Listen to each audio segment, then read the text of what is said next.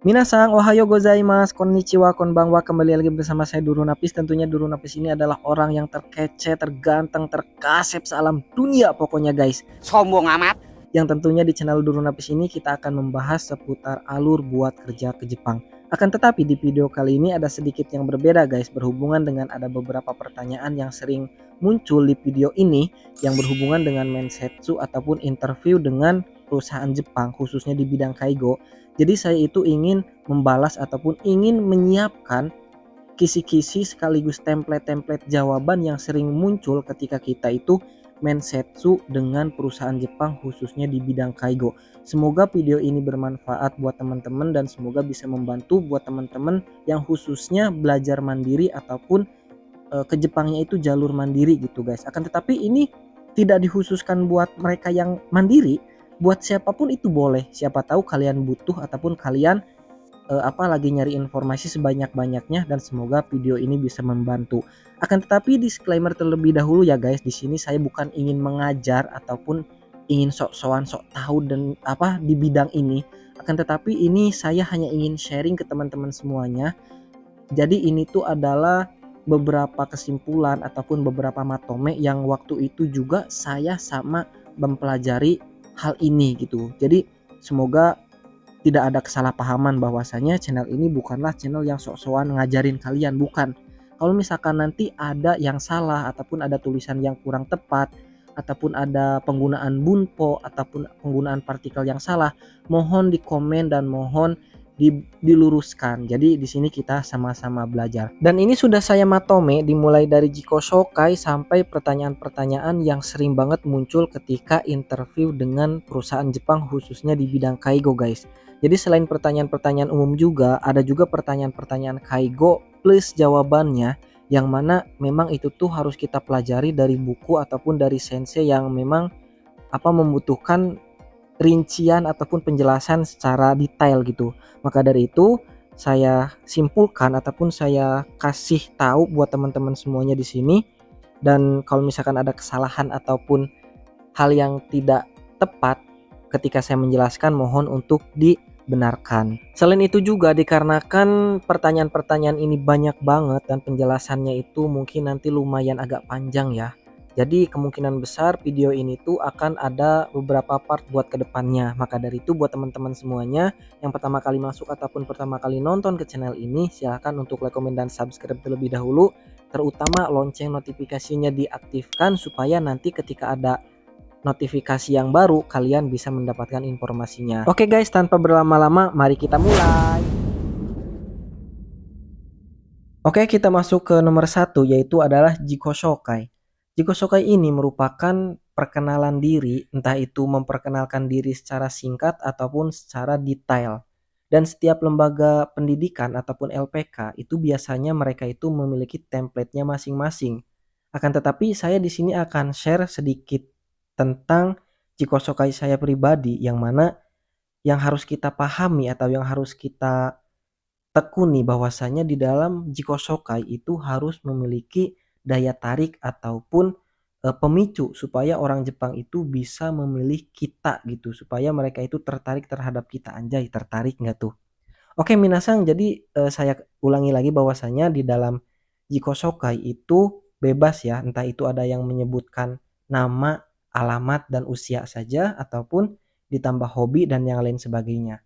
Akan tetapi yang terpenting itu adalah kita harus memasukkan Jiko PR ataupun promosi diri kita terhadap perusahaan kayak gitu.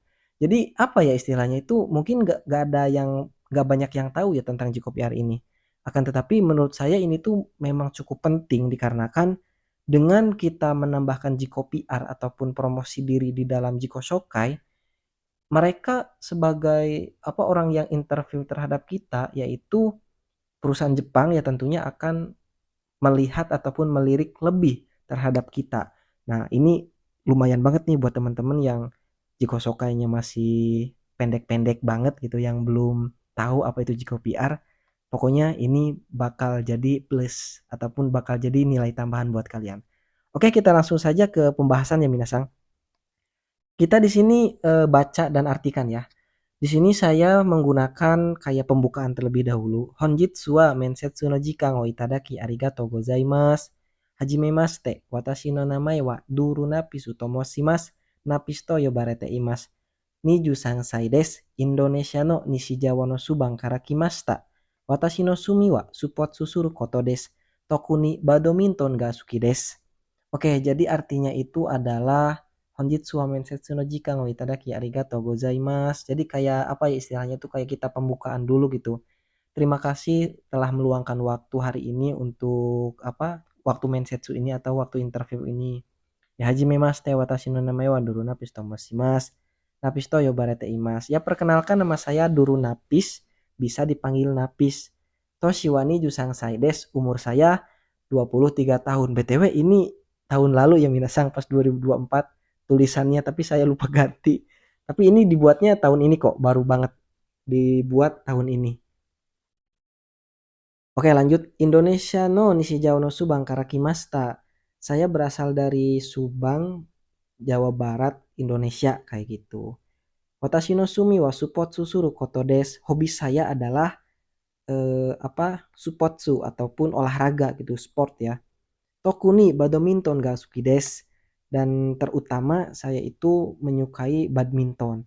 Oke, jadi di dalam Jikosokai ini sebenarnya kalian cukup sampai yang ini nih, yang Indonesia no Nishijawa no Subang karakimasta. Nanti kalian ubah aja ya. Kalau misalkan yang pertama kali belajar gitu. Nah, lalu saya tambahkan sumi. Itu tuh bukan hanya menyebutkan sumi minasang. Akan tetapi lebih didetailkan lagi. Contohnya gini. Watashi no sumi wa supotsu koto desu misalkan. Hobi saya yaitu adalah olahraga. Nah, sebutin olahraganya tuh apa gitu supaya orang Jepang itu lebih ngerti. Toku ni badminton ga suki desu. Nah, terutama di bidang badminton kayak gitu. Oke, kita lanjut ke Jiko PR minasang. Oke, untuk Jiko PR ini dikarenakan ini sifatnya itu kita promosi terhadap perusahaan. Jadi ini sifatnya bebas ya minasang.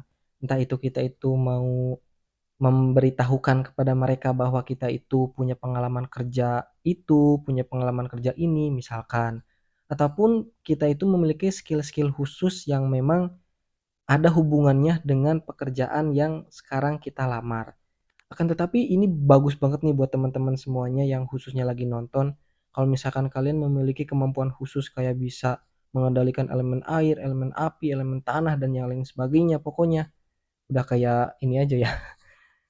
Kalau misalkan kalian bisa kerja di bawah tekanan, bisa apa kerja cepat dan yang lain sebagainya itu pokoknya bisa kalian ungkapkan di dalam Jiko PR ini guys. Oke, langsung aja ke contohnya nih. Saya itu kebetulan Jiko PR saya itu adalah tentang kerjaan guys. Jadi waktu itu tuh kan saya kerja di Indomaret nih. Jadi ya udahlah saya kasih tahu aja bahwasanya saya itu punya keterampilan kerja cepat gitu. Oke, cara menyampaikannya seperti ini. Shigoto no keiken wa 1年間ぐらいインドネシアのコンビニで働いていました。仕事の時、チームでも一人でも働けます。私は早く仕事もできます。日本の企業で働くことで私のスキルを向上させたいと思っています。これからもっと勉強します。一生懸命頑張ります。どうぞよろしくお願いいたします。Yang artinya itu pengalaman kerja saya bekerja di sebuah toko serba ada di Indonesia. Nah ini tuh maksud saya itu adalah Indomaret guys. Selama kurang lebih 1 tahun kata saya tuh. Ketika saya bekerja, saya dapat bekerja dalam tim ya itu Cimu ya. Cimu yang di atas tuh. Atau sendiri saya dapat bekerja dengan cepat.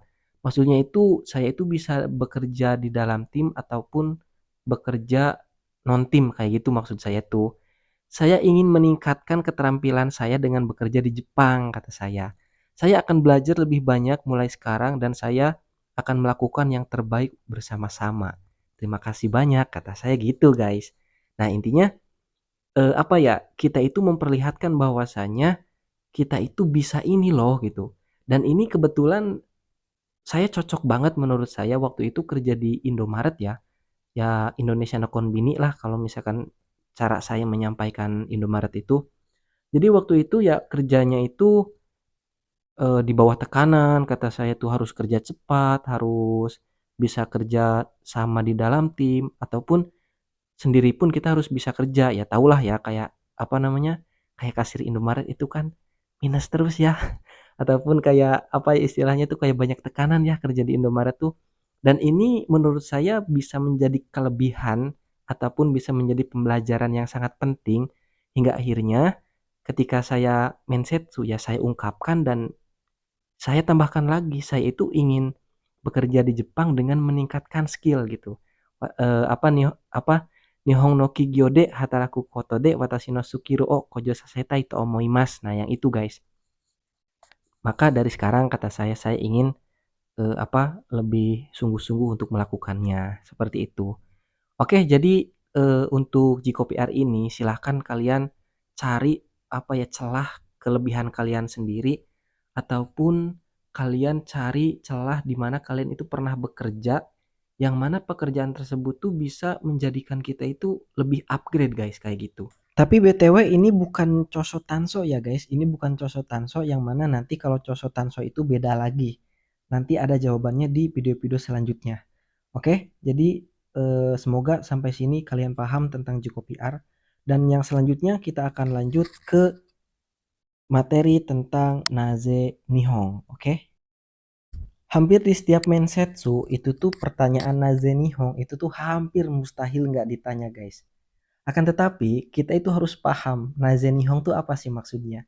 Jadi gini, setelah 3 kali mensetsu itu saya hampir tidak pernah yang namanya ditanya tentang Naze Nihon. Tapi maksud dan intinya itu Naze Nihon. Paham nggak maksudnya? Jadi gini guys, aku kan TG ya. Jadi TG itu memang kita itu harus udah bisa bercakap-cakap dengan orang Jepang ya walaupun kaiwaku hancur berantakan banget gitu. Tapi setidaknya kita itu harus paham apa yang dikatakan ketika mensetsu. Jadi pertanyaan Naze Nihon itu ternyata tidak melulu pertanyaannya tuh kayak gini. Naze Nihon de hataraki tai desu ka? Itu nggak selamanya kayak gitu guys. Terkadang pertanyaannya itu orang Jepangnya itu ngobrol-ngobrol dulu. Terkadang orang Jepangnya itu kayak ngomong ke sana kemari dulu. Tapi aku ngerti gitu ternyata tujuannya ataupun intinya dia itu nanya tentang kenapa kamu ingin pergi ke Jepang kayak gitu ataupun kenapa kamu ingin kerja di Jepang kayak gitu. Nah, maka dari itu ini PR kita masing-masing. Kalau misalkan kalian mau main setsu, jangan terlalu berpatokan terhadap kisi-kisi ataupun apa istilahnya tuh kayak jangan berpatokan terhadap hafalan aja. Takutnya nanti orang Jepang lagi ngomong ke sana kemari, ternyata yang ditanya nggak ngerti. Padahal itu pertanyaan intinya cuma naze nihon ataupun naze kaigo kayak gitu. Oke, di sini sebenarnya relatif bebas apalagi tentang naze nihon ya guys. Alasan kita pergi ke Jepang ataupun alasan kita ingin kerja ke Jepang itu kan tentunya setiap orang beda-beda. Maka dari itu kita itu harus memiliki alasan yang cukup menarik apabila kita ungkapkan ke orang Jepang itu. Oke, di sini ada nomor 2 plus ada contrengnya tuh guys, lihat.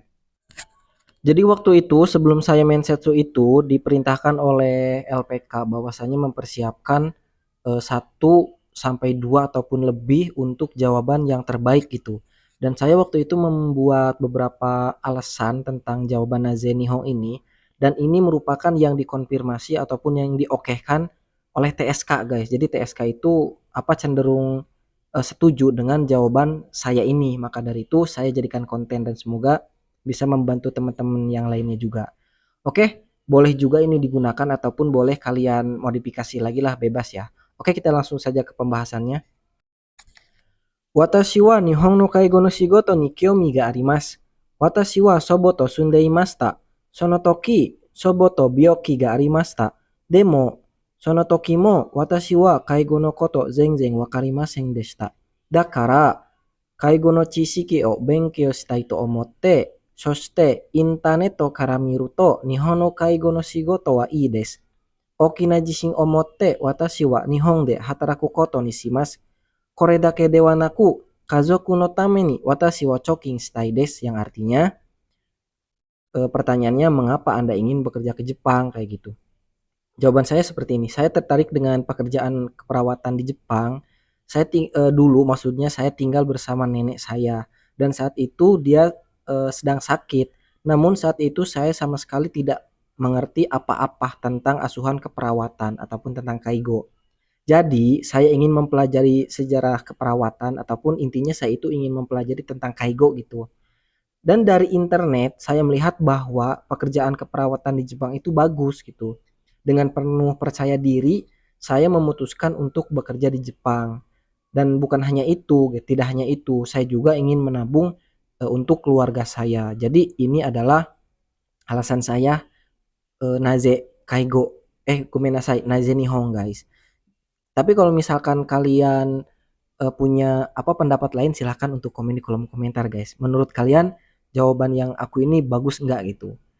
Oke, yang selanjutnya adalah naze kaigo.